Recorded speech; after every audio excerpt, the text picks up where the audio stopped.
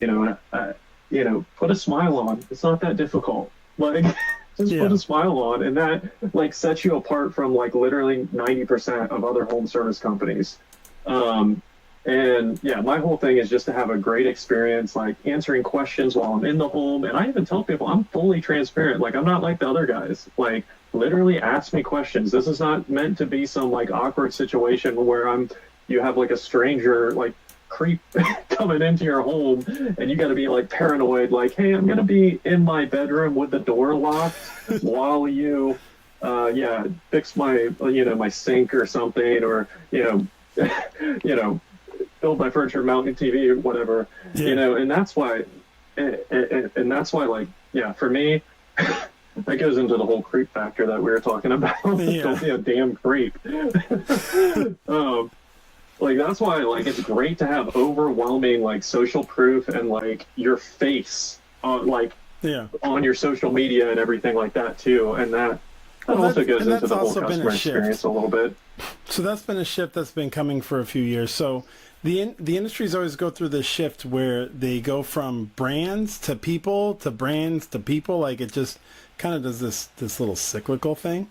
And Hmm. if you go back to, I want to say before the pandemic, maybe like mid 2000s, it was brands, right? You'd see a lot of that. Hmm. What is the brand saying, right? So that's where like a lot of like social activists would be like, "Hey, I need your brand needs to have this logo on, or your brand needs to say that, or you know what I mean." That ended up getting into a lot of trouble. But the way you can see the shift, the way you can identify the shift is as time goes on, people stop talking about what the brands are doing and they start talking about what the people are doing who are in charge of the brands. So they no Hmm. longer blame the brand, they blame the person, right? And they're Hmm. like, this person made these decisions to do this with this company and I'm upset. Whereas before they'd be like, this brand is doing this and I'm upset or I'm happy or whatever. Right. Yeah, And and so you'll see that sort of shift. They'll go from talking about Apple to talking about Tim Cook, right? They stopped talking about Facebook. They start talking about Mark Zuckerberg. And you could see this, like, the shift start to happen, especially when Elon ended up buying Twitter. Because it wasn't about Twitter. It was about Jack Dorsey and now Elon Musk. And they say X, but they say Elon Musk. Like, Elon Musk owns X. They don't be like, X allows this. They're like, Elon Musk allows this. So there's this shift. And, like, it always goes back and forth.